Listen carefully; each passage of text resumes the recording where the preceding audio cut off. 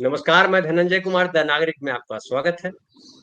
नरेंद्र मोदी जी रोज भाषण कर रहे हैं, 3-4 रैलियों में भाषण कर रहे हैं। लेकिन भाषण का विषय जो है एक ही है लगातार।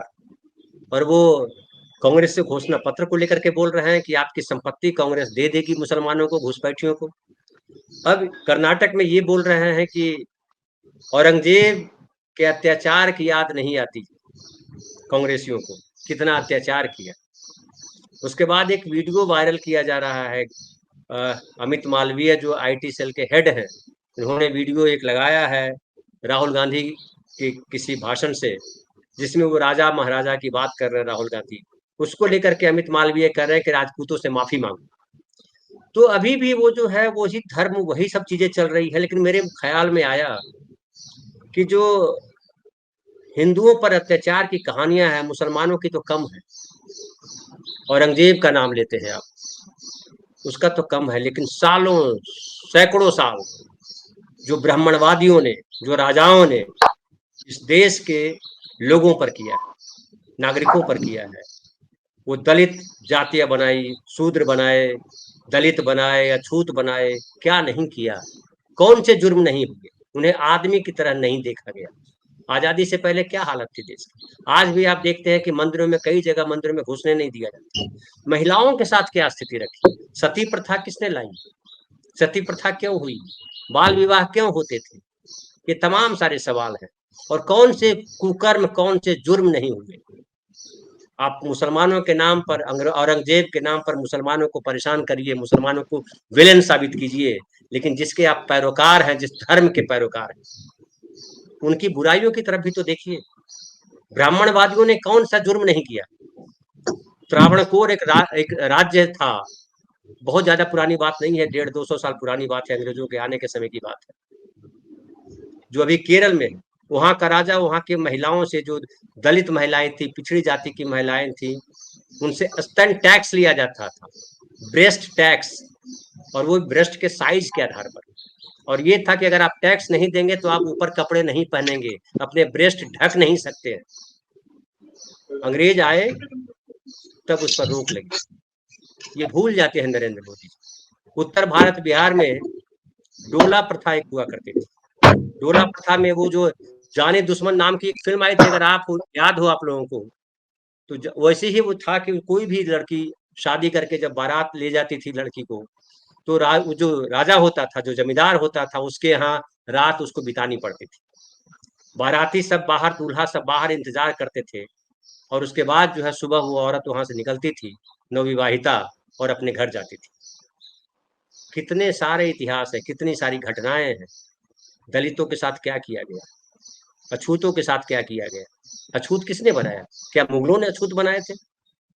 सती प्रथा मुगलों ने शुरू किए थे। महिलाओं को क्या समझा गया। तो ये जो राहुल गांधी ने कहा, तो पहले वीडियो सुन लीजिए, फिर हम आगे बात करेंगे। का राज था, जो भी वो चाहते थे कर देते थे। किसी की जमीन चाहिए होती थी, उठा के ले जाते थे। कांग्रेस पार्टी और हमारे कार्यकर्ताओं ने देश की जनता के साथ मिलकर आजादी प्राप्त की, लोकतंत्र लाए और संविधान देश को दिलवाया। तो संविधान देश को मिला, क्या इससे कोई इनकार कर सकता है। नरेंद्र मोदी जी आज प्रधानमंत्री बने, तो कैसे प्रधानमंत्री बने। तो इतना झूठ, इतना गप, और इधर का कीचड़ उधर फेंकने में माहिर नरेंद्र मोदी जी। अब जो सुनने वाले श्रोता है वो कैसे रिएक्ट करते हैं। हालांकि मैं जो भाषण उनका सुन रहा था, रिएक्शन नहीं देख रहा था, लेकिन लगातार बोले जा रहे हैं।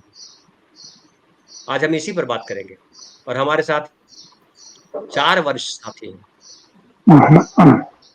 हमारे साथ है ओम सैनी साहब। सैनी साहब नमस्कार। हमारे साथ है सुरेंद्र दुबे भाई साहब। भाई साहब नमस्कार। हमारे साथ अनिल सिन्हा भाई साहब है, नमस्कार। और हमारे साथ भारत उत्तर भाई है, नमस्कार। आप चारों को नमस्कार, चारों का स्वागत। और हमारे साथ जो दर्शक जुड़े हुए हैं, हमारे जो साथी हैं, आप सब लोगों का भी, आप सब लोगों को भी नमस्कार, आप सब लोगों का भी स्वागत। सबसे पहले मैं अनिल भाई साहब, मैं आपके पास आता हूँ। ये जो नरेंद्र मोदी जी भाषण दे रहे हैं मुसलमानों को लेकर के, जो बोल रहे हैं, अभी उन्होंने कहा कि साहबजादे जो है औरंगजेब की यात्रा, अत्याचार की उनको याद नहीं आती। और उन्होंने बाकायदा जो कहा है, मैं पढ़ के सुनाता हूं तो ज्यादा ऑथेंटिक लगेगा। उन्होंने कहा है कि कांग्रेस को औरंगजेब के अत्याचार याद नहीं आते, जिसने हमारे सैकड़ों मंदिरों को तोड़ा, अपवित्र किया। कांग्रेस औरंगजेब की गुणगान करने वाली पार्टियों के साथ खुशी से गठबंधन करती है। ये भूल गए जिन्होंने हमारे तीर्थों को तहस नहस किया, लूटपाट किया, गौ हत्याएं की। हालांकि मैं एक अभी वीडियो देख रहा था, पता नहीं कितना सही कितना गलत, कि एक पोर्ट पर जो है ट्रकों में गायें भरी हुई है, कहा जा रहा है कि बाहर भेजा जा रहा है, स्लॉटर हाउस में भेजा जा रहा हो। तो ये तमाम चीजें हैं जो कांग्रेस पे आरोप लगाते हैं। क्या राजा महाराजाओं का वो जो दौर था जिसमें मंदिरों में प्रवेश वर्जित था, क्या वो भूल जाए हिंदुस्तान? अनिल सिन्हा भाई साहब।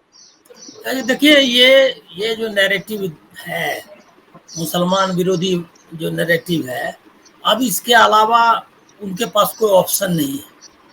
हाँ, अगर इसको समझना हो इस चुनाव के संदर्भ में, मतलब क्योंकि हम लोगों को फोकस करना चाहिए चुनाव का जो अभी चल रहा है उसके हिसाब से। उन्होंने स्टार्ट किया था, आपको याद होगा कि कम से कम 2 महीने तक लग रहा था क्या कि राम भक्ति जो है वही अब देश की मुख्य है, और राम मंदिर में प्राण प्रतिष्ठा होने वाली है, और उस प्रतिष्ठा में कैसे वो जो है सो उपवास रखने वाले हैं, और कैसे मतलब ये आयोजन हो रहा है, वहाँ पर झालर लग रहा है, वहाँ पर बत्ती लग रही है, वहाँ पर रोड, मतलब पूरा इसी में चला, 2 महीना चला है। उसके बाद प्राण प्रतिष्ठा हुई, उसके बाद बताना लगा, उसके बाद संसद ने, कैबिनेट ने, सबने ये प्रस्ताव पारित किया जिसका कि आशय था कि प्रधानमंत्री को इसके लिए भगवान ने ही चुना था, इस प्रतिष्ठा के लिए। मतलब ऐसा उसमें वो कैबिनेट के प्रस्ताव है, संसद में भी इसी तरह से उनको आभार जताया गया, उन्होंने किया। उसके बाद आ गया चुनाव का, जब मॉडल कोड ऑफ कंडक्ट आ गया, तो उसके बाद वो लग गया उनको कि ये प्राण प्रतिष्ठा चलने वाली चीज नहीं है। इससे कोई ने माना कि वो जो है राम के वही अकेले और एकमात्र भक्त है, ये देश ने स्वीकार नहीं किया। तो वो जब फेल हो गया तब उन्होंने स्टार्ट किया, आपको ध्यान होगा सीए का शगुफा चला था, इन्होंने अमित शाह ने किया, वो भी नहीं चला। तब आ गए मोदी की गारंटी, ब्रांड ने मोदी, ये मीडिया ने हम लोगों के दिमाग में लगा के रखा था, सोशल मीडिया से लेकर के आईटी सेल वाला और जो गोदी मीडिया है, इसने हमारे दिमाग में भर के रखा था कि ब्रांड मोदी तो भाई गिरने वाला नहीं है अकेला। और ये उन्होंने, उनके सलाहकारों चाटुकारों ने और गोदी मीडिया ने उनको विश्वास दिला दिया था कि ब्रांड मोदी का कोई उसका मुकाबला नहीं है। तो उन्होंने लेकर के आए, उन्होंने पहली बार जो बीजेपी या कोई भी पार्टी, मतलब उसमें एक व्यक्ति के नाम पर कभी नहीं चुनाव लड़ती थी। इवन बीजेपी में अटल बिहारी वाजपेयी नेता थे और आडवाणी, सबको मालूम था कि यही नंबर 1 नंबर 2 है, लेकिन एक लाइन सिर्फ बीजेपी के ये में रहता था मैनिफेस्टो में कि वाजपेयी जी के नेतृत्व में चुनाव लड़ा जाएगा। और जो 2009 को चुनाव लड़ा उन्होंने, उसमें लिखा कि आडवाणी जी के नेतृत्व में चुनाव लड़ा जाएगा। ये पहली बार हुआ कि मोदी की गारंटी से स्टार्ट हुआ। फिर अब की बार मोदी की सरकार, और उसके अंदर में भी 15 गारंटी मोदी की, और चित्र जितना है वो सब मोदी के। तो पूरा का पूरा मैनिफेस्टो था मोदी मैनिफेस्टो, उसका भी कुछ असर नहीं हुआ, किसी ने चर्चा तक नहीं की। उन्होंने बोला मोदी की गारंटी, मोदी की गारंटी, और है कि नहीं, लोगों ने अब उसका क्या जवाब दिया आपको पता है कि उसका जवाब मिल गया उनको कि है कि नहीं, मतलब नहीं है। तो फर्स्ट फेज के इलेक्शन के बाद वो आ गए असली चीज पर कि हिंदू और मुस्लिम, और वो उन्होंने 2 नैरेटिव चलाई कि आपका पैसा छीन करके एक्सरे से देख लेंगे कि आपके घर में मंगलसूत्र वगैरह जो भी है जेवर, वो सब लेंगे और मुसलमान को दे देंगे। उसके बाद एक तो ये, दूसरा क्या आपके नाना दादा जो आपने भी जो संपत्ति अपने बच्चों के लिए बनाई है, ये आप बाद का, वो लेकर के मुसलमान को, SC ST का आरक्षण मुसलमान को, दे देंगे उनको, वो 1-2% कहीं कहीं कुछ हुआ इंतजाम। और कहा था उन्होंने, मनमोहन सिंह ने, कि मुसलमानों का पहला हक, तोड़ मड़ोड़ के उस पर अब डिबेट आप लोग बहुत कर चुके हैं, बता नहीं दे रहे। ये सब के बाद 2 चरण गुजर गए, लेकिन 2 चरण में लोगों को न राम के नाम पर लोग आए बूथ पर वोट करने के लिए, और न बाद में वो मुसलमान ले जाएगा छीन के, इसके डर से डर के आए वोट करने। उनके इलाकों में, मतलब बीजेपी रूल्ड स्टेट्स में बहुत पुअर परसेंटेज रहा। बीजेपी रूल्ड स्टेट मतलब बिहार, यूपी लोएस्ट में, मतलब यूपी शायद लोएस्ट है।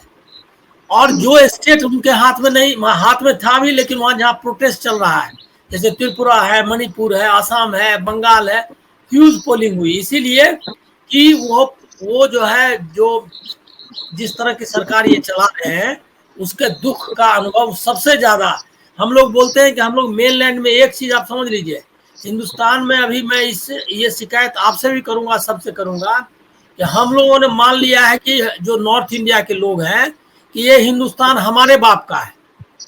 ये है नहीं। अरे वो जो वहां पर मणिपुर में झेल रहा है, वो हिंदुस्तानी है, उसने सबसे ज्यादा वोट किया, डेमोक्रेसी की रक्षा के लिए वो खड़ा है। आज दलित खड़ा है, मुसलमान दे रहा है वोट, इसीलिए उसको मालूम है कि संविधान जो है, वो संविधान की रक्षा उनके लिए जरूरी है। ये जो कपोड़ संखी सब है बैठा हुआ, जो ये में नॉर्थ इंडिया का कॉम्युनल, पैरोकियल मतलब संकीर्ण, सांप्रदायिक और बहुत ही पीछे देखू समाज जो है, जिसको लोहिया के शब्द में मैं कहूंगा पीछे देखू, वो जो है वो उसका चल रहा है। 1 मिनट मैं बहक जाऊंगा, लेकिन 1-2 मैं बहकना चाहता हूँ। आप जो है, कोई सोचिए कि उत्तर मतलब सबसे बड़े स्टेट का एक मठ का साधु जो है, वो उसके इस कुर्सी पर बैठा हुआ है। वो ज्ञान दे रहा है कि बुलडोजर जो है सो चलना चाहिए। वो ज्ञान दे रहा है कि ये क्या कहते हैं, कैसे क्या कहते हैं देश चलाना चाहिए, और हमने कैसे क्या कहते हैं ये कर दिया है, मतलब कानून का राज ला दिया है, कानून का राज ला दिया है। अभी हाँ, अभी किसी का आया था कि हाथरस में एक नाबालिग लड़की के साथ जो बलात्कार हुआ था, उस केस में किस तरह जो गवाही देने वाला था उसकी भी हत्या कर दी। तो ये है स्टेट जंगल राज, जो सही बात में लालू का जंगल राज जो बोलते हैं, वो तो ऐसे ही बिहार पहले से वायलेंट है, आज भी उतने ही क्या कहते हैं उतना ही वायलेंस है। थोड़ा फर्क आ गया, लेकिन बहुत का फर्क नहीं है। पहले क्या था, वही हाल था। उसको उदाहरण दे करके बता रहे, तो जंगल राज तो यूपी में चल रहा है, जहां पर कि सीधे चढ़ जाता है एक संप्रदाय विशेष के यहाँ मकान ढहा रहा है, और कोई कानून नहीं। अब ये सुप्रीम कोर्ट जो है उसकी आंखें बंद है। ये कौन सा कानून का राज है भाई, कि अगर हमने आपको पीट दिया तो हमारे घर में, मतलब हमारे सबको सजा दे दी जाए? ये कोई रूल ऑफ लॉ है? कहीं भी ये नहीं है कि आप बाप को बेटे की सजा मिलेगी, बेटे के किए की, या बेटे को बाप के किए की सजा मिलेगी। लेकिन क्या है, ये चल रहा है कि पूरा का पूरा घर ढहा दिया, उसमें औरत है, महिलाएं हैं, सबका मकान, और बगल वाले का भी मकान ढहा दिया।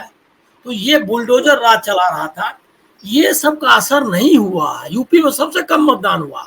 अगर ये पीठाधीश्वर जो गोरक्ष पीठ के पीठाधीश्वर जो है, वो अगर उनका अगर चल रहा था, तो कहे ना वो लोगों को पोलिंग के लिए आकर्षित कर पाए। और वहां तो बनारस से ही जीत करके आए हैं, जो कि केंद्र है संस्कृति और धर्म का, वह हिंदुस्तान का।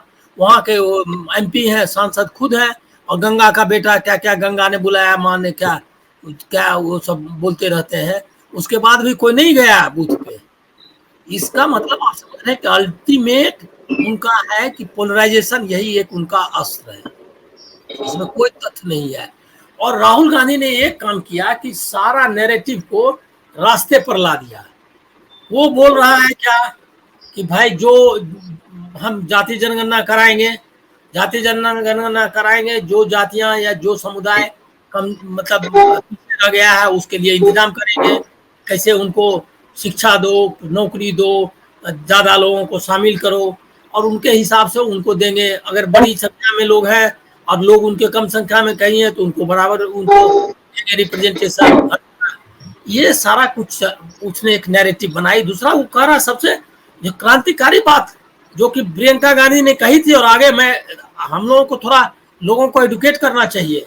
एक राहुल उस समय कोई वोट नहीं आया उसको, क्या कहते हैं, विधानसभा चुनाव उत्तर प्रदेश में प्रियंका गांधी को, लेकिन उसने एक बड़ी बात कही थी कि लड़की हूं, लड़ सकती हूँ। वो 10 साल के बाद लोगों को लगेगा। हम लोग थोड़े इसलिए बैठे हैं कि कौन जीत गया कौन जीत जाए हार जाए अपना जाने, अपना जिसको लड़ रहा है चुनाव। लेकिन हम लोगों को बताना चाहिए कि चीजें किस तरह से हम आगे बढ़ रहे हैं, कहाँ पीछे हट रहे हैं। अब प्रियंका गांधी का वो नारा और अभी राहुल गांधी का एक नारा। राहुल गांधी ने कहा कि आप लोग औरतें, पूरी दुनिया में डिबेट हुआ, बीजिंग कॉन्फ्रेंस औरतों का हुआ था।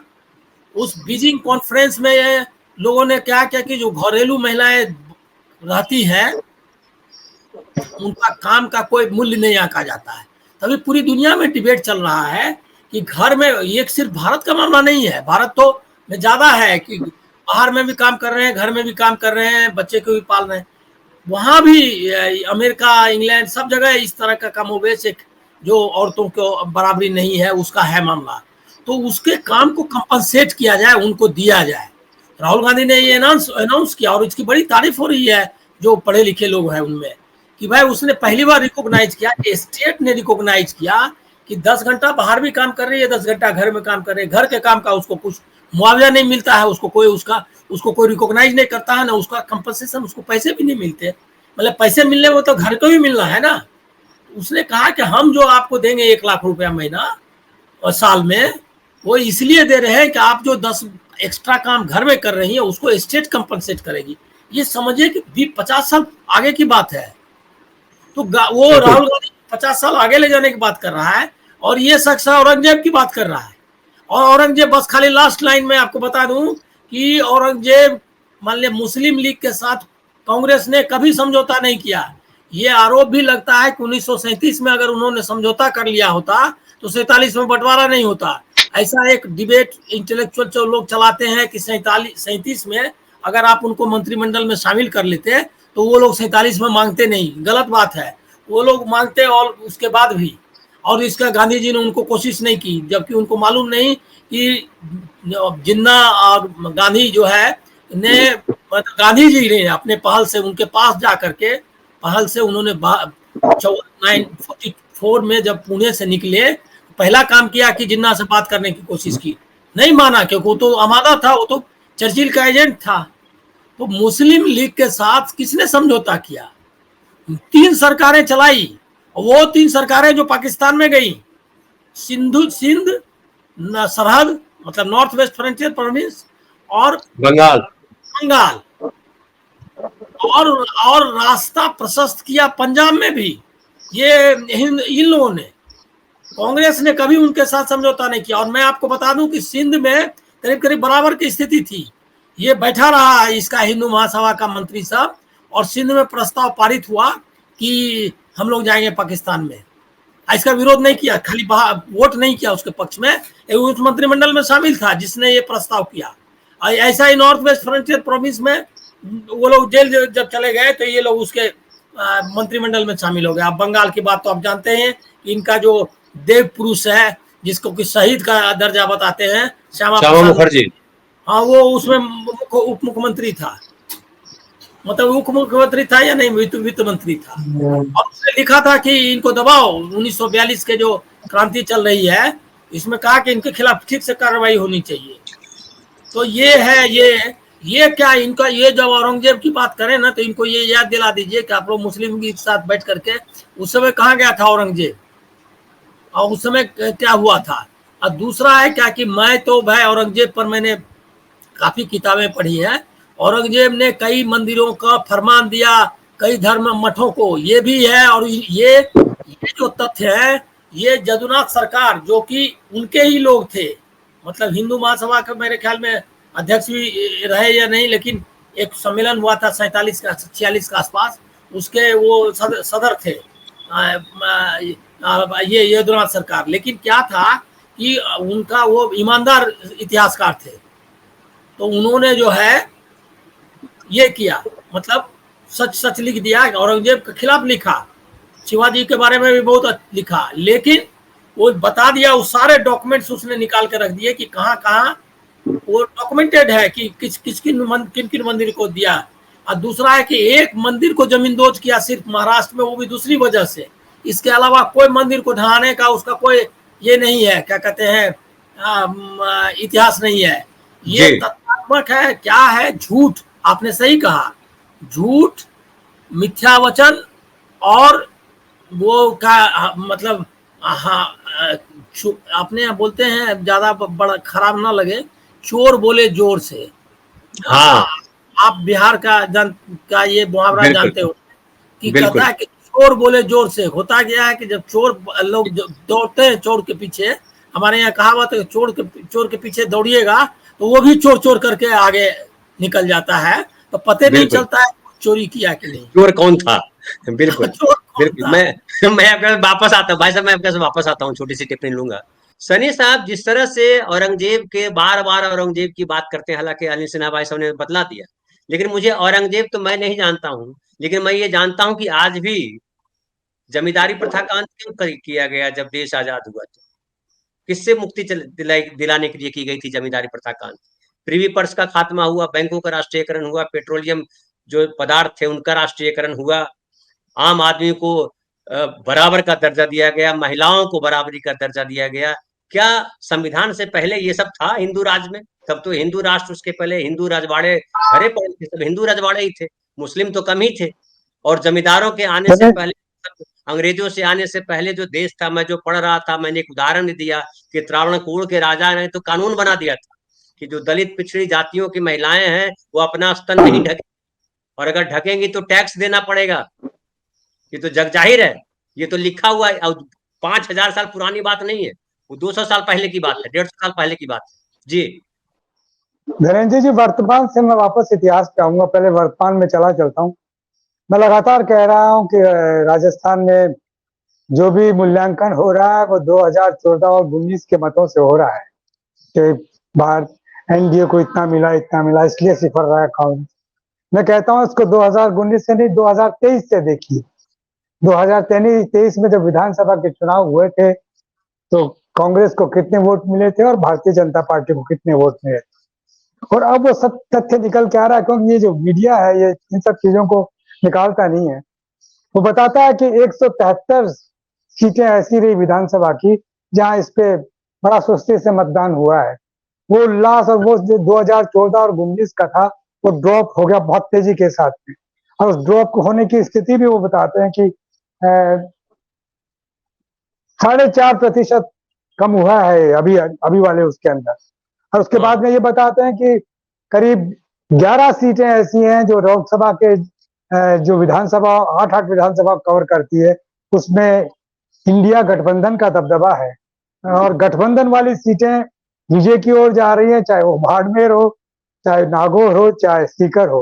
तो इन सब चीजों को बड़ा छिपा के रखा है। देखिए ये तो हम लोग चर्चा करते हैं इसलिए समझ में आता है, वरना तो बात करना ही दूभर हो जाता है।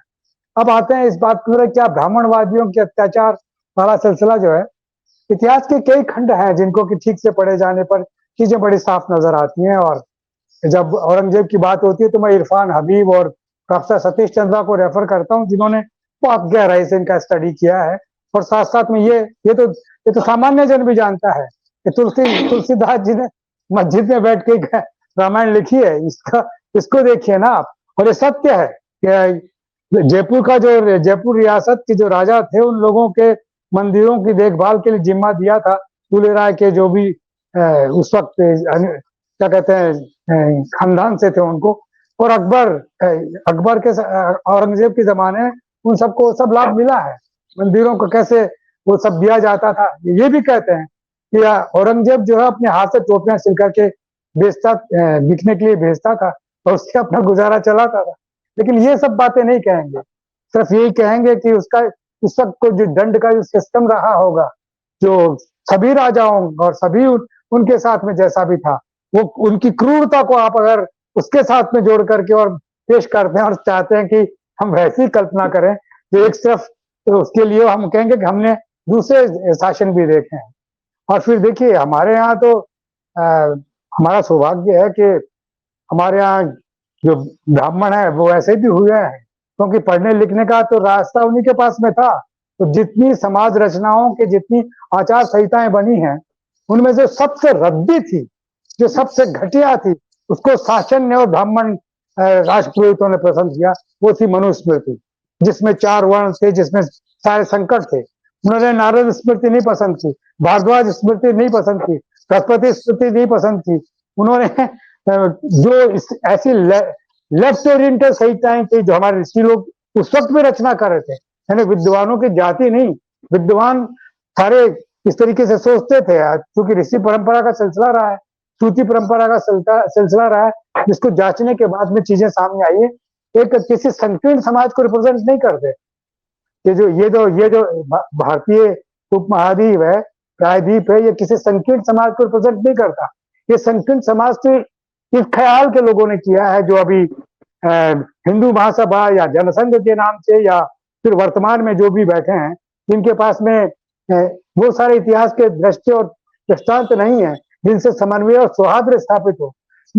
बड़ा पूरे दुनिया में विख्यात है कि जितने हम लोग जितने साझा संस्कृति के हामी रहे हैं, हम जितनी संस्कृतियों को अपने में समाहित करने का दम रखते रहे हैं, चाहे वो हूण हो, शक हो, सिथियन हो, यूनानी हो, मुगल हो, तुर्क हो, पठान हो, सबने हमने मिलके हम जैसा और बेहतर तरीके से जिंदगी जीने के रास्ते निकाले हैं। ये सब बातें हुई है, और उन्हीं के माध्यम से हमारा संविधान पैदा हुआ है। और उसका प्रियम्बल जो कुछ बोलता है वो उसी का निचोड़ है। उस निचोड़ के साथ साथ में फिर कांग्रेस पार्टी ये सारे राजनीतिक दलों की अम्मा है। इसी के माध्यम से समाजवादी निकले हैं, साम्यवादी निकले हैं, एक क्या कहते हैं प्रतिक्रियावादी दक्षिणपंथी निकले हैं। ये सारे यहीं से तो निकले हैं। निकलने के साथ में और समाज ने उनको कैसे अलग थलग कर दिया। जब चुनाव का मौका आया, जब जनमानस समझने लगा, तो उसके पास में तो कॉलेज और यूनिवर्सिटीज तो थी नहीं। हमारे यहाँ जो वो सारी के सारी चीजें हमारे जन्म से हमारे संस्कारों के साथ में होती है। हमारे दाह संस्कार में, हमारे विवाह संस्कार में, हमारे पैदा होने के संस्कार में न्याय और क्या कहते हैं सत्य की जीत होगी, ये ख्याल उस वक्त से आता है। और हम जिस किसी को भी पूछते हैं वो इसी का हामी है। तो कभी भी ऐसा नहीं चाहता कि अपने आसपास के लोगों को आप मोदी जी की जुबान में कि वो डब्बा देखेंगे और उसमें से एक्सरे करके निकालेंगे, फिर वो ज्यादा बच्चे वालों को बांट देंगे। ऐसी बातें हमारे यहाँ नहीं रही है, कभी भी नहीं रही। हमने अगर शिवाजी ने किसी को अगर कहीं पर परास्त किया है तो उसके परिवार को वापस पहुंचाया है, चाहे वो मुस्लिम रहा हो। ये सब भी तो दृष्टांत है। तो ये लेकर के और अगर बैठ गए हैं ये लोग और अपनी चर्चा कर रहे हैं और अपना सोशल मीडिया चला रहे हैं, तो ये उनकी बात है, ये हमारी बात नहीं है। और ये तो सच है कि राज्य की उत्पत्ति हुई और राज्य की उत्पत्ति के साथ में देवी सिद्धांत ये करता रहा कि कैसे भगवान को स्थापित करके और आप गद्दी पे बैठते रहे हैं। उसके बाद में कई सिद्धांत है जिनके माध्यम से राज सत्ता आई है। और जिसको हमने भोगा है गुलामी से, गुलामी के मतलब आजादी से पहले, आजादी के वक्त में भी जो लिबर्टी का कंसेप्ट आया वो भी इन अंग्रेजों के माध्यम से हमारे पास में मॉडर्न आधुनिक युग का आया है। इसको ऐसे कैसे माइनस कर सकते हैं, उनको कैसे पूरी तरीके से नकार सकते हैं। ज्योतिबा फूले आपके महाराष्ट्र में, जिन्होंने जाति संघर्ष में नहीं जाति समन्वय में विश्वास किया, जिनका पुत्र जसवंत जो है डॉक्टर, वो ब्राह्मण का पुत्र है, जिसको क्या उनके पाला वो किस तरीके से सारा सिलसिला बना। तो जो लोग इन सब बातों को समझते हैं उनके लिए समस्या नहीं है। समस्या उन लोगों के लिए है जो आज सोशल मीडिया के माध्यम से या इस तरह की अफवाहों के माध्यम से समाज में जहर घोलने की चेष्टा कर रहे हैं। इस जहर से निकलने का जरिया हमें दो सूत्रीय दो हमारे जो दो नेता हैं वो बहुत अच्छे मिले हैं। एक राहुल गांधी और दूसरी प्रियंका गांधी। जिस तरीके के संवाद कर रही है उससे सीधा कन्वे होता है, जिससे सामान्य जन को पता लगता है कि क्या हो रहा है और सच में वास्तव में है क्या। पर यही जरूरत है। देखिए, विजय तो निश्चित रूप से होगी। ये ऐसा तो हो नहीं सकता कि ये एक्सट्रीम हो गया। मोदी जी ने जो कुछ बोलना था वो सब अपनी पूरी ताकत के साथ में सब कुछ बोल दिया है। तो बोलने के बाद में अब लोग समझने लगे कि ऐसा नहीं है। समाज जिसमें वो जिए हैं, पैदा हुए हैं, जो अपने आसपास में रहे हैं, नफरत के साथ में नहीं पैदा हुए। वो एक समन्वय और सौहार्द के साथ में पैदा हुए हैं, तो वो कैसे इन सब बातों को स्वीकार करते हैं? तो मैं समझता हूँ कि राजाओं की या क्या कहते हैं, ये जागीरदारों की इनके अत्याचारों का और इनका सिलसिला जो रहा है, अगर आजाद भारत में वो कानून नहीं होते तो हमने भूस्वामी आंदोलन देखा, हमने जागीरदारी आंदोलन देखा, हमने राजाओं के पृथ्वी पर जाने वाला दृश्य देखा, हमने बैंकों का नेशनलाइजेशन देखा, गरीबों की संपत्ति गरीबों तक पहुंचने के रास्ते देखे, इन बैंकों को सिखाया कि गरीब तुम्हारे लिए कितना महत्वपूर्ण है, उनके बारे में भी सोचो। तो ये सब बातें ये माइनस करना चाहते हैं, कुछ अलग तरीके की बातें करना चाहते हैं और सच कहते हैं 22 परिवार 25 परिवार की जो बात बोलते हैं राहुल गांधी या प्रियंका गांधी या इंडिया गठबंधन जो बोल रहा है, ये महत्वपूर्ण है, लोगों को पता लगना चाहिए और ये भी समझ में आना चाहिए कि धीरे धीरे इस इतिहास को भी समझो। और मेरा ख्याल है कि शांति के वक्त में हम लोग इन सब चीजों पे ज्यादा बेहतर चर्चा करेंगे और लोगों को समझने के, लोगों के साथ में साझा करेंगे विचार कि क्या कौन कौन से इतिहास में क्या क्या लिखा हुआ है, क्यों लिखा हुआ है, सच कौन सा है, झूठ कौन सा है, प्रचार कौन सा है। जी जी जी दुबे भाई साहब, जो भी पढ़ा लिखा व्यक्ति है उसको पता है कि देश का इतिहास क्या है, और उस गड़े मुर्दे को उखाड़ने का मतलब नहीं है, नफरत की बातों को फिर फैलाने का मतलब नहीं है। कोई भी सभ्य आदमी, कोई भी शरीफ आदमी नफरत वाली जहां बदबू आती है जिस जगह से, जिस गड्ढे से, उस पे पत्थर मारने नहीं जाएगा। लेकिन हमारे प्रधानमंत्री लगातार वहीं जाके पत्थर मारते हैं। क्या बदबू से बहुत प्रेम है उनको? अब आपने बड़ा एक मौजूद सा सवाल कर दिया। एक बार आपको याद होगा कि उन्होंने कहा था कि मैं कहीं जा रहा था तो मैंने देखा कि नाले की गैस से एक आदमी चाय बना रहा है। देखा था ना आप लोगों ने? तो प्रधानमंत्री जी बहुत बड़े कलाकार हैं, वो मुझे आज तक कोई नहीं मिला जो नाले की गैस से चाय बनाता हो। खैर वो कहते तो देखिए औरंगजेब पर बहुत कहा गया, मैं औरंगजेब पर 10 सेकंड लूंगा। मैं एक बार जा रहा था इलेक्शन टूर पर, तो जो ड्राइवर मेरा था मोहम्मदन था, तो हम जब सर्किट हाउस पे इलाहाबाद में सोने जा रहे तो उसने आकर के 1 बजे रात को घंटी बजाई। तो हमने कहा इसको क्या हो गया भाई? हमने कहा क्या है? कह रहे सर वो आप तो पत्रकार हैं, आप किसी के खिलाफ लिख सकते हैं। हम कहा नहीं, किसी के नहीं लिखे, अगर किसी ने अत्याचार किया होगा तो जरूर लिख सकते हैं। तो उस मुस्लिम ड्राइवर ने मुझसे कहा कि साहब ये औरंगजेब बहुत खराब आदमी था, इसने मुसलमानों पर बड़ा अत्याचार किया। अब यहाँ पता चल रहा कि वो हिंदुओं पर अत्याचार का। देखिए राजा जो भी वो अत्याचार भी करता, प्यार भी करता, वो अपने शासन के अनुसार जो जरूरी होता है वो करता है, वो हमारे आपके हिसाब से काम नहीं करता। अब मैं आ जाता हूँ असली बात पर। औरंगजेब की काफी चर्चा हो गई, उनको किनारे छोड़ देते हैं, उनको इतिहास के पन्नों में ही रहने देते हैं। देखिए 19 अप्रैल को एक मतदान हुआ जिससे मतदान एवरेज 7% 8% कम हुआ 19 के तुलना में। 26 को जो मतदान हुआ वो 19 अप्रैल से भी कम हुआ। 2019 की बात छोड़ दीजिए। मुझे ऐसा लगता है कि जो मतदाता है उसका आचरण यथावत बना हुआ है, वो हर मतदान की तिथि पर मतदान कम कर रहा है। ये उसकी नाराजगी भी है और उसका एक विरोध व्यक्त करना भी है कि जाओ हम ऐसे सरकार को वोट नहीं देंगे। और मोदी जी का आचरण भी यथावत बना हुआ है, ये भी अच्छी बात है। वो पहले भी समाज में झूठी फैला रहे थे, 26 तारीख को फैला रहे थे, आज भी फैला रहे थे। अभी जो बार बार कह रहे थे राहुल गांधी पर कि वो क्या कहते हैं औरंगजेब को कुछ नहीं कहते। औरंगजेब क्या कोई कांग्रेस पार्टी का सदस्य था जो उसको? अरे राहुल गांधी ने बात कही कि राजा महाराजा जो है वो हमेशा करते हैं, उसमें कोई दिक्कत नहीं है। क्या कि कुछ कहने के लिए रह नहीं गया। तो वो एक कहावत, एक गाना है छोटा सा, उसकी आधी लाइन मुझे याद, बड़ा पुराना है, लाख छुपाओ छुप न सकेगा असली नकली चेहरा। तो जो असली चेहरा सत्ता पक्ष का वो सामने आ गया है और इस पर बड़ा विवाद है। मैं आज कुछ पॉलिटिकल लोगों से घिरा हुआ हूँ, मैं घर पर नहीं हूँ, किसी पॉलिटिकल आदमी के घर से ही बहस कर रहा हूँ।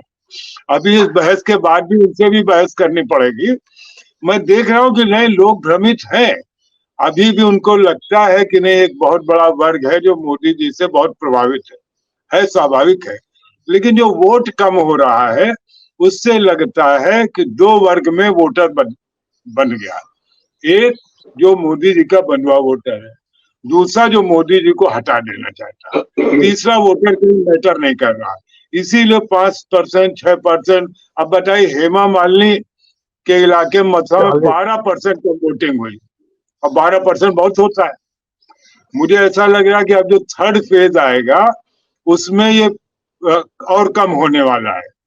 तो इन परिस्थितियों को हम देखते हैं, जो हमें लगता है कि नैरेटिव का बीजेपी अपना एक सेट करना चाहती है। उसे मालूम है कि उसके पास कहने के लिए कुछ नहीं, देने के लिए उसके पास कुछ नहीं। देने के लिए उसके पास झूठ है, देने के लिए उसके पास नफरत है, देने के लिए उसके पास हिंदू मुसलमान है। और चूंकि इससे वो 14-19 जीते हैं, तो इसलिए उनको लगता है कि ये मुद्दे फिर चलेंगे या नहीं चलेंगे, तो जो 4 जून को मतदान होगा, तो हम आप बैठ के जब डिस्कस करेंगे तब तय होगा कि हाँ, ये इनका झूठ और हिंदू मुस्लिम चला या नहीं चला। जी, आप जो गाना बता रहे थे वो असली नकली पिक्चर जी, का गाना है, और बड़ा हाँ, अच्छा सुनिए, गीत है। आपने याद दिलाया तो मुझे फिर याद आ गया, मैंने ढूंढ लिया लाइन क्या थी। वो शंकर जयकिशन उसके म्यूजिक डायरेक्टर थे, गीतकार हसरत जयपुरी थे, और ये जी, असली नकली फिल्म थी। इसमें गाना था, लाख छुपाओ छुप न सकेगा राज हो कितना गहरा, दिल की बात मेरा बता देता है असली नकली चेहरा। असली नकली चेहरा, यस यस, ये गाना। हाँ जी जी। तो भारत भाई, मैं आपके पास आता हूँ। अभी जो है इतनी सारी बातें नरेंद्र मोदी जी कह रहे हैं, कभी औरंगजेब के पास चले जाते हैं, कभी जिन्ना के पास चले जाते हैं, पता नहीं कभी किसके पास चले जाते हैं, और हिंदू मुसलमान ही मेन फोकस होता है। मंगलसूत्र पे भी चले गए, घर का बंटवारा भी करा दिया, सब करवा दिया। और पिछले 10 सालों में क्या क्या किया उस पर तो बात नहीं कर रहे हैं। आप जिस जगह से हैं मुजफ्फरनगर, आप बता भी चुके हैं कि मुजफ्फरनगर ही सबसे ज्यादा समर्थन किया था। बड़ा वहां पे अलग किस्म का माहौल हो गया था 2014 के पहले, और अब 13 2000 मुजफ्फरनगर ही विदाई देगा इस बार। क्या आपको लग रहा है कि ये जो इस तरह की बातें कर रहे हैं, और उससे ज्यादा अत्याचार तो आज भी हो रहा है। आज तो औरंगजेब का खानदान का कोई व्यक्ति है नहीं या यहाँ अत्याचार करने के लिए, लेकिन जो दबंग लोग हैं, जो सवर्ण लोग हैं, जो सवर्णवादी लोग हैं, वो आज भी गाँव में अत्याचार करते हैं। वो दबंग चाहे यादव हो जाए, चाहे दबंग वो जो है मुसलमान हो जाए, चाहे वो दबंग जो है राजपूत हो जाए, या दबंग ब्राह्मण हो जाए, कोई भी दबंग हो जाए, और उस दबंग के साथ जो है पुलिस खड़ी हो जाती है, और दबंग के साथ नेता खड़े हो जाते हैं, और दबंग जो है तमाम कुकर्म करते हैं। भले आप एक को गोली मरवा दीजिए, दूसरे को आप सिक्योरिटी दे दीजिए, विधायक बना दीजिए, सांसद बना दीजिए। अभी मैं कल ही पढ़ रहा था, परसों परसों शायद, जिसमें कि वहाँ के जो नेता हैं, इनके बीजेपी के अध्यक्ष हैं केरल के, उन पर 243 मुकदमे दर्ज। तो ऐसी स्थिति है। तो भारत भाई क्या समझ रहे हैं कि लोग, अब आम आदमी इनकी इस बातों पे चल रहा है, और जो अत्याचार के जो घटनाक्रम हैं जिस पर एक तरफा बोलते हैं, हर जगह मोदी जी ने एक पक्ष चुना है, एक पक्ष आधा सच बोलते हैं, आधा झूठ बोल देते हैं, पूरा का पूरा चर्चा नहीं करते। क्या राम मंदिर, धर्म, मथुरा काशी, हिंदू मुसलमान अभी भी लोगों के लिए है, या मोदी जी उससे जान छुड़ाने के लिए जो महंगाई बेरोजगारी जो उन्होंने वादे किए थे वो पूरे नहीं किए। जब महंगाई बेरोजगारी के पीछे लोग पड़े हैं कि भैया महंगाई का क्या किया, बेरोजगारी का क्या किया, और मोदी जी उससे जान छुड़ाने के लिए बार बार मुसलमानों को ले आते हैं। क्या लग रहा है आपको? धनंजय जी, आपने मुजफ्फर का जिक्र किया है, तो मुजफ्फर की मैं धरती की एक फितरत बता देता हूँ। फितरत सब समझे ना, जो यहाँ की खूबी है। या तो मुजफ्फर का आदमी आपसे दूर है या आपका हजूर है, आप लोग समझ गए। या तो इतनी दूरी रखेगा कि मुंह पे कह देगा मेरे से बात मत करना, तो चैलेंज देके आपसे बात करेगा। और या हजूर तो इतना हजूर हो जाएगा कि आप लोग को आपके ऊपर सारी आप जान निछावर कर देगा। 2013 में यही हुआ। 2013 में दंगों के बाद एक यहाँ माहौल ऐसा बना कि जिसको पूरे देश में भुनाया गया। मोदी जी के आने का मुख्य कारण ही मुझे पड़ा था। इस चर्चा को आगे बढ़ाने से पहले मैं आपकी घटना का जिक्र करूंगा। 1971 में ठाकुर विजयपाल ने चौधरी चरण सिंह को हराया था। उस चुनाव के अंदर जाट वर्सेस अदर कास्ट हो गया। कांग्रेस का समर्थन था, कम्युनिस्ट पार्टी का टिकट था, ठाकुर विजयपाल लंबे चौड़े करके बहुत धाकड़ किस्म के नेता थे। उन्होंने मुझे किस्सा सुनाया था अब तो उस दुनिया में नहीं रहे वो। आज से 15-20 साल पहले उन्होंने एक किस्सा सुनाया था। वो किस्सा ये था कि जब वो इंदिरा गांधी के पास बैठे हुए थे, तभी उनके पास कुछ 10-12 मुसलमान नेता, मुस्लिम सॉरी मुल्ला मुल्ला लोग आए। उन्होंने कोई धार्मिक मांग रखी।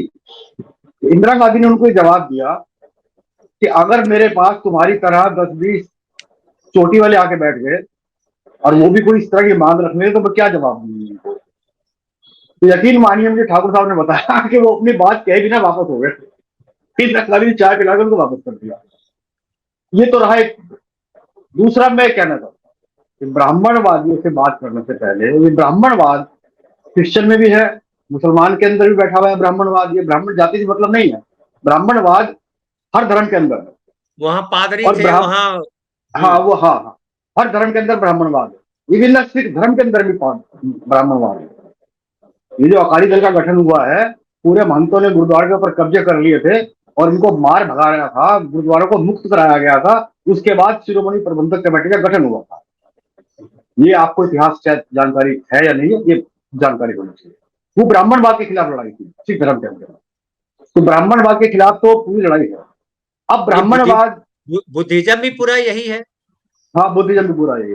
तो ब्राह्मणवाद अपने अत्याचारों को छुपाने के लिए उस शब्दों के साथ खिलवाड़ करता है। वो शब्द है किस तरह के, मैं आपको उदाहरण देकर बताऊंगा। जब बाबरी मस्जिद को गिराने के लिए पूरी प्लानिंग की गई और बाबरी मस्जिद का नाम बाबरी मस्जिद रहा, तो कभी भी इनकी हिम्मत नहीं हुई कि बाबरी मस्जिद गिराया जाए। तब एक पूरा रिसर्च हुआ कि मस्जिद को कैसे गिराया जा सकता है। उस रिसर्च में निकला कि हिंदुस्तान की जो कल्चर है, वो किसी भी धार्मिक के पूजा स्थल को गिराने की इजाजत नहीं देती। भारत की कल्चर, हिंदुस्तान की कल्चर की बात कर रहा हूँ, कि किसी भी धर्म स्थल को, चाहे वो धर्म स्थल किसी को गिराने की इजाजत नहीं। तो रिसर्च में क्या आया कि को धर्म स्थल के बजाय विवादित ढांचा बताया गया। आप अखबार उठा तो देख लीजिएगा, 84 के बाद, सिख राइट के बाद 87-89 के पास अखबारों की हेडिंग आडवाणी जी ने शब्द यूज किया था, विवादित ढांचा। तब पूरी मीडिया ने तो विवादित ढांचा कहना शुरू किया। उसके बाद कभी बाबरी मस्जिद का शब्द ना तो मीडिया की जुबान पर आया ना उन पर आया। अब जैसे ही बाबरी मस्जिद हुआ कि इसको विवादित ढांचा करार दिया जाए, विवादित ढांचा शब्द की स्थापना होते ही अब भारत की एक और कल्चर है कि भारत और या हिंदुस्तान अपने कल्चर में कोई विवाद को जिंदा नहीं रखना चाहता, विवाद को भुला देना चाहता है। क्योंकि हमारे यहाँ माफी की कल्चर है ना, कि बोले जब विवादित ढांचा हमारे दिमाग में, मस्तिष्क में स्थापित हो गया, तो अब इसको गिराना आसान है। ऐसी एक शब्द है वंचित। आप देखना कभी भी आरएसएस और भाजपा के लोग, चाहे प्रधानमंत्री मोदी हो या कोई हो, एक वंचित शब्द का इस्तेमाल, दलित शब्द का इस्तेमाल नहीं करते। वंचित का इस्तेमाल, वंचित शब्द के पीछे इस्तेमाल करने के पीछे क्या वजह है? उसकी वजह यह है कि दलित का मतलब है हमें, हमारा किसी ने दलन किया, हमारा किसी ने दमन किया, और किसी ने दमन किया है तो किसी ने उसका नाम भी सामने आना चाहिए। जब नाम सामने आता है तो ब्राह्मणवाद का आता है। इसलिए वंचित शब्द को स्थापना करना चाहते हैं वो, ताकि वंचित हैं तो हम अपने कर्मों की वजह से, यानी कि हम जानबूझ के, हम जाहिल हैं, हम निकम्मे हैं, हम काम नहीं करना चाहते, हम लड़ना नहीं चाहते, इसलिए हम वंचित हैं। इसलिए आपको टुकड़ा देके हम आपको वंचित से बचा रहे हैं। तो इस शब्दों के साथ खिलवाड़। अब आते हैं जहांगीर। मुझे बचपन में कहानी सुनते सुनते बात पता चली कि जहांगीर जो है 1.25 मन जनेऊ उतार करके कब सुबह का नाश्ता करता था और रात का खाना खाता था। औरंगजेब के बारे में सॉरी औरंगजेब के बारे में जी। तो मैंने उस टाइम ही क्वेश्चन किया, मैंने कहा 1.25 मन जनेऊ का वजन कितना होता है ये बता दीजिए। अगर एक जनेऊ का वजन 3 ग्राम हो तो 1.25 मन जनेऊ में कितने ब्राह्मण आए, कितने हिंदू आए? तो उसका मतलब हिंदू जाति तो बचनी नहीं चाहिए थी। अगर 1.25 मन जनेऊ का रोज उतारता था औरंगजेब तो फिर बचना ही नहीं था। इस तरह के नैरेटिव बनाए जाते, वो नैरेटिव बनाने के लिए ताकि हिंदू मुस्लिम में लोग फंसे रहे, चलता रहता है। जैसा सिन्हा जी ने कहा कि जब उनकी कोई चाल नहीं चली, ना राम प्राण प्रतिष्ठा चली, ना सीए चला, ना आरसीसी चली, है ना 400 पार चला, ना 370 पार चला, जब कुछ नहीं चला तो हिंदू मुस्लिम बात चलेगा। अब इनके तरकश के सारे तीर खाली हो चुके हैं और जिसको ये ब्रह्मास्त्र मानते हैं वो है हिंदू मुस्लिम सांप्रदायिकता को ये ब्रह्मास्त्र। लेकिन इस ब्रह्मास्त्र का भी कब तक आप इस्तेमाल है? ब्रह्मास्त्र एक ही बार इस्तेमाल होता है, बार बार इस्तेमाल नहीं होता। ब्रह्मास्त्र की यही खूबी है, इसीलिए हिंदू मुस्लिम इस बार काम नहीं करता, जी क्योंकि आप इसे 2 बार इस्तेमाल कर चुके, 14 में इस्तेमाल जी कर चुके हैं और 19 में राष्ट्रवाद के रूप में इस्तेमाल कर जी चुके, हमने बहुत सही पुलवामा कहा। किया था बिल्कुल। तो जी 2 चीजें आप इस्तेमाल कर चुके, ब्रह्मास्त्र की बार इस्तेमाल वो हो चुका है। इसलिए अब इनका जो ये मत परिचय बढ़ा लें, कितनी कसम खा लें, कितना कुछ बोल लें, कुछ होने जाने वाला नहीं है। लेकिन मैं एक चीज और कहना चाहूंगा, ये जी कांग्रेसी जो है कभी कभी बैकफुट पे आ जाते हैं या गोदिया बेटा प्रचारित करती है। अब इनहेरिटेड टैक्स की बात आई, उससे पूरी मोदी विजय में प्रचार हुआ कि कांग्रेस बैकफुट पे आ गई और आती ही दिखी भी। उनके प्रवक्ताओं को जवाब नहीं मिला कहने के लिए। वो बोले साहब अरुण जेटली ने किया था, उसने किया था, उसने किया था, हमारे घोषणा पत्र में कहा लिखा है, हमारे घोषणा पत्र में कौन सा मुसलमान लिखा है। इनको अगर उस टाइम जवाब देते हैं कि हम ये टैक्स 100 करोड़ की आमदनी से प्रॉपर्टी से ऊपर वाले के ऊपर लगाने की सोच रहे थे, आप देखते हैं हिंदुस्तान की जनता सारी एकदम उस चीज को समझ जाती है। अब क्या है, मोदी जी ने उसको वहां नीचे से लिया कि आपके 2 मकान होंगे तो छीन लिए जाएंगे, मंगलसूत्र होगा तो छीन लिया जाएगा, आपके बाजरे के डब्बे पे खोज निकाल मंगलसूत्र खोज खोज के निकाला जाएगा। यानी कि उस गरीब आदमी को जिसकी जेब में कुछ नहीं है, वहां से उनको जोड़ रहे हैं मोदी जी। इसका जिनकी हमने जेब से होशियारी इन्होंने जिनकी जेब से इन्होंने ही निकाल लिया, नोटबंदी के समय जो पैसा था वो इन्होंने ही निकाल लिया। वो सब निकाल लिया, लेकिन वो जवाब नहीं दे पाते। वो जवाब देते हैं कि अगर ये टैक्स लागू होगा तो हम इसको 50 करोड़ से 100 करोड़ से ऊपर की लिमिट बनाएंगे, इससे नीचे किसी की प्रॉपर्टी का टैक्स नहीं देना पड़ेगा। बस उसी में होगा इनकी बात का जवाब। तो जवाब देने में कहीं कहीं के जवाब बहुत अच्छा देते हैं। प्रियंका गांधी ने बहुत अच्छा जवाब दिया कि मेरी माँ का ही मंगलसूत्र कुर्बान हुआ, ये बहुत अच्छा जवाब था। राजो जी रजवाड़ों के खिलाफ जो राहुल ने जवाब दिया है, बहुत अच्छा जवाब है। जी जी क्योंकि प्रीवी पर्स तो इंदिरा गांधी ने खत्म किए थे ना, ये आपको याद होगा। बिल्कुल। राजे रजवाड़ों के प्रीवी पर्स इंदिरा गांधी ने खत्म किए थे। नहीं, जमींदारी उसके प्रथा पहले को चल रही थी। जमींदारी प्रथा का जो अंत हुआ कांग्रेस के हाँ गठन सरकार बनने के बाद, नेहरू हो हाँ या उसमें पटेल हो, वो सब साथ थे। तो कांग्रेस ने बहुत हाँ। बड़ा काम किया किसानों की। या देश में जो आज स्थिति है, संविधान लागू होने से पहले क्या था और संविधान लागू होने के बाद क्या है, ये बात तो क्या जब है? पढ़ेंगे संविधान को समझ में आएगा, तब समझ में आएगा हाँ कि पहले हाँ। कैसे। बिल्कुल सही कह रहे हैं। मैं आता हूँ सैनी तो साहब ये आपके चीज सारी पास। जी, ठीक जी जी जी, कंप्लीट कर लीजिए। ठीक। नहीं, कंप्लीट मेरा हो गया लगभग। बस मेरा यही जी कहना जी है कि हमें हमें कंप्लीट ये मान के चलना चाहिए कि ब्रह्मास्त्र एक चल चुके हैं ये, अब दोबारा इनके पास ब्रह्मास्त्र दूसरा पैदा नहीं होगा। जी जी जी। ये कितने ही सैनी जोर साहब, लगा लें। जी सैनी साहब, एक छोटा सा जवाब आपसे चाहिए। क्या आपको लग रहा है कि ये जो राहुल गांधी ने जिस तरह से मैनिफेस्टो आया है कांग्रेस का, और राहुल गांधी जिस तरह से घूम घूम करके कह रहे हैं कि हम जो है सामाजिक न्याय करेंगे, जाति सर्वेक्षण करेंगे, और सामाजिक न्याय के क्रम में महिलाओं को 1 लाख रुपया देंगे, गरीब महिलाएं जो हैं, और एक साथ गरीबी खत्म हो जाएगी। वाकई एक साथ गरीबी खत्म, अगर ऐसा हो गया तो गरीबी खत्म हो जाएगी। क्या इस बात से डर करके वो जो है वापस हिंदू मुसलमान, चूंकि वो गरीबी तो खत्म करना चाहते नहीं, वो तो चाहते हैं कि ये लेयर बना रहे।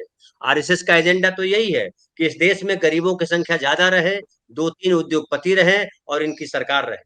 मंदिरों में आइए, वहां गिड़गिड़ाइए कि प्रभु आपने हमें पूर्व जन्म में क्या हमने ऐसा कर्म किया था जो आज ये हालत है। संविधान कहता है पूर्व जन्म छोड़ दो, पूर्व जन्म कुछ नहीं था, इस जन्म में सरकार से ने तुमको क्या दिया, इस पर सवाल करो। सरकार ने तुम्हें दिया या नहीं दिया, और अगर तुम्हारे पास नौकरी नहीं है, तुम्हारे पास रोजगार नहीं है, तुम्हारे पास खाने के लिए अनाज नहीं है, तुम्हारे पास बच्चों को पढ़ाने के लिए स्कूल नहीं है, अस्पताल नहीं है, तो सरकार को घेरो, सरकार से मांगो। भगवान से फरियाद करने के लिए संविधान ने कहा नहीं है।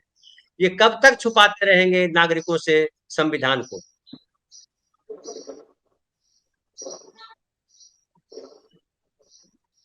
अनम्यूट कर लीजिए, अनम्यूट कर लीजिए।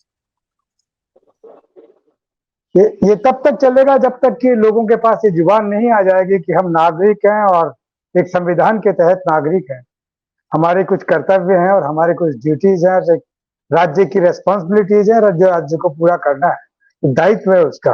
और नहीं करेगा तो उसको हम बदल डालेंगे, अपने मत से बदल डालेंगे। ये कॉन्फिडेंस पैदा करना और चेतना पैदा करना इन नेताओं का काम है जो अभी फिलहाल हो रहा है। और इसीलिए मैं कहता हूं कि पहली बार मैंने देखा अपने 80 साल की उम्र में कि कोई मैनिफेस्टो इस कदर कन्विंसिंग है और इतना सिंपल है कि टू द पॉइंट लोगों को मतलब एड्रेस कर रहा है। जैसे युवा न्याय, नारी न्याय, किसान न्याय, श्रमिक न्याय, हिस्सेदारी न्याय, और उसके पास में इनके डिविजन्स को जिस तरीके से धीरे धीरे एक एक लाइन में बताने की चेष्टा की है, ये इससे पहले मैंने कभी देखा नहीं जितना बेहतरीन ये हुआ है। और इसका फायदा ये है कि सामान्य जन के पास में जुबान होगी चर्चा करने के लिए कि भाई क्या होगा, ये इसमें युवा न्याय में क्या होगा कि भाई पहली नौकरी पक्की होगी, जैसे सरकार आती है पहली नौकरी, तो उन्होंने बताया कि सब हर शिक्षित को 1 लाख रुपया देंगे और वो वहां पर क्या कहते हैं अप्रेंटिस का करने के लिए अपने आप जाएगा और करेगा, और साल भर में जो अपने आप उपलब्ध होगा। और 30 लाख लोगों की जो नौकरियां पहले से खाली पड़ी हैं, जिनको सरकारें दबा के बैठी रही, उनको देंगे, जिसमें 50% महिलाओं का होगा, 50% पुरुषों का होगा।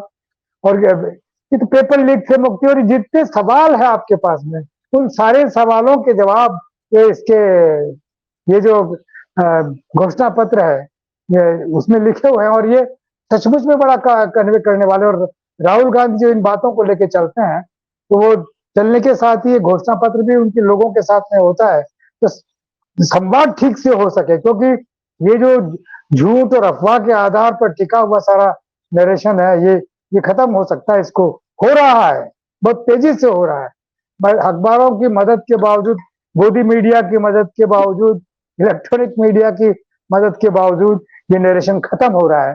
लोग सच समझ रहे हैं, ऐसा लग रहा है। और ये जितना नीचे जाता जा रहा है मतदान, उतना एहसास हो रहा है कि ये चित्र कुछ और है, दिखाया कुछ और जा रहा है। जी जी दुबे भाई साहब, आपके पास एक लाइन के लिए आऊंगा। क्या आपको लगता है सुरेंद्र भाई साहब कि राई का पहाड़ अब बन सकता है, या राई का भेद खुल गया कि ये राई है यार, इसको खामखा पहाड़ बता रहा है? आपको बता दें, कबीरदास ने कई दोहे ऐसे लिखे हैं, उसका अर्थ हम बता दे रहे, कविता याद नहीं आ रही, कि राई से पहाड़ भी बनता और पहाड़ से राई भी बनती।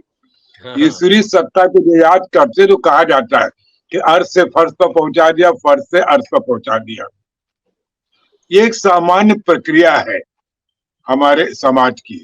कुछ लोगों को लगता है कि नहीं, पहाड़ पर चढ़ गए तो नीचे नहीं आएंगे। तो गेंद आप कितनी भी ताकत से ऊपर फेंक दें, अल्टीमेटली आएगी नीचे, क्योंकि गुरुत्वाकर्षण का नियम आज से 2 लाख साल पहले भी था, आज भी वो नियम कोई बदला नहीं है। मैं बार बार ये कहता हूं कि जो परसेंटेज ऑफ वोटिंग कम होता जा रहा है, वो ये बता रहा है कि जागरूकता तेजी से बढ़ रही है। एक तरफ भक्त बच गए जिनकी दोनों आंखें नहीं है, एक आंख वाले तो इधर उधर हो गए, लेकिन जिनको कह रहे अंध भक्त, इसीलिए वो शब्द है कि बिल्कुल नहीं देख सकते। और एक तरफ वो लोग हैं जो समझ गए हैं, बीच वाले लोग के बहुत महत्व नहीं है।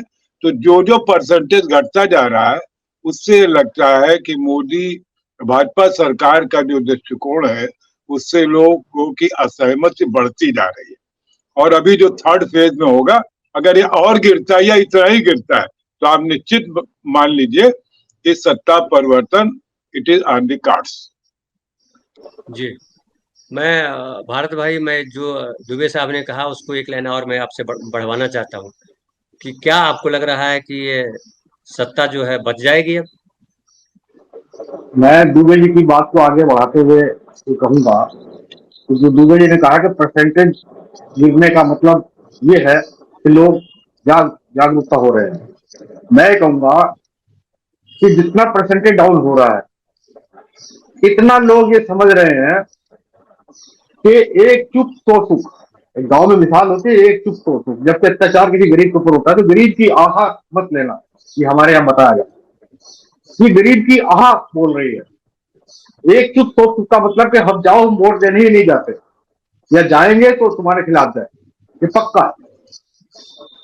ये गरीब की आहा है जो इनके ऊपर पड़नी बहुत जरूरी है। और गरीब उदासीन, जिसे उदासीन मतदाता के उदासीन नहीं है, वो जवाब दे रहा है कि या तो हमारे मुद्दे पे आओ वरना भाड़ में जाओ। जी, मैं आपकी बात से सहमत हूँ। मैं भी जो कह रहा हूँ उसका अर्थ वही था, आओ या भाड़ में जाओ। आओ या भाड़ में जाओ। एग्जैक्टली। तो मुझे लग हमारे रहा मुद्दे है पर आओ या भाड़ में जाओ। जी, हाँ। तो मुझे लग बिल्कुल, तो मुझे लग रहा है कि आप सब लोगों की बातों से एक बात तो पक्की पता लग रही है कि लोग नाराज हैं और लोग नाराज अब भगवान के नाम पर या मुसलमान के नाम पर आप उनकी नाराजगी को दूर नहीं कर सकते, क्योंकि सरकार की भूमिका थी कि लोगों के जीवन को आसान बनाए, लोगों के जीवन में बेहतर चीजें लाए। और मोदी जी बताते 10 साल में हमने ये कर दिया, इससे आपका जीवन आसान हुआ, इससे आपका जीवन आसान हुआ, इससे आपका जीवन सरल हुआ, इससे आपके जीवन में आया तरक्की आई। ये हिंदू मुसलमान अब नहीं चलेगा। ये बड़ा सही कहा था भरत भाई ने कि ब्रह्मास्त्र एक बार चलता है, दोबारा चलता नहीं है, वो फूट जाता है। पटाखे भी एक ही बार चलते हैं, दोबारा पटाखे चलते नहीं है। तो ब्रह्मास्त्र तो हम नहीं मानते, उसको पटाखा मानते हैं। ये पटाखे चलाते रहते हैं। तो पटाखा चल गया, एक बार अडवाणी जी ने चलाया, एक बार आपने भी चला दिया, अब चल गया, अब पटाखा नहीं चलने वाला है। और इस देश के नागरिकों कभी को कभी पटाखे जो नहीं कभी कभी जो एक मिनट नरेंद्र जी, कभी कभी जो अर्धजला पटाखा होता है, अगर आप उसको सुलगाने की कोशिश करते जाते हैं, हाथ खुद जल जाता है।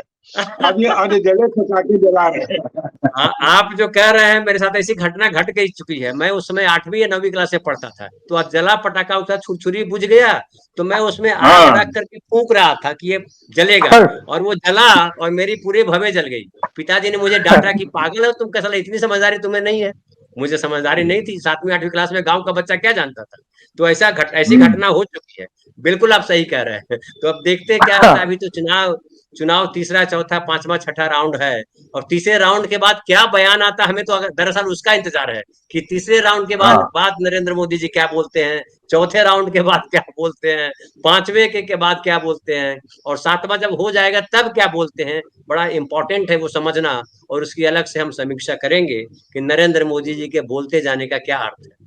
बहरहाल बहुत बहुत धन्यवाद, आप सब आए, सनी साहब, दुबे साहब और भरत भाई, और हमारे साथ अनिल सिन्हा भाई साहब, उनका भी आभार। और आप सारे सारे दर्शक जो आप लोग रहे, आप लोगों का भी बहुत बहुत आभार।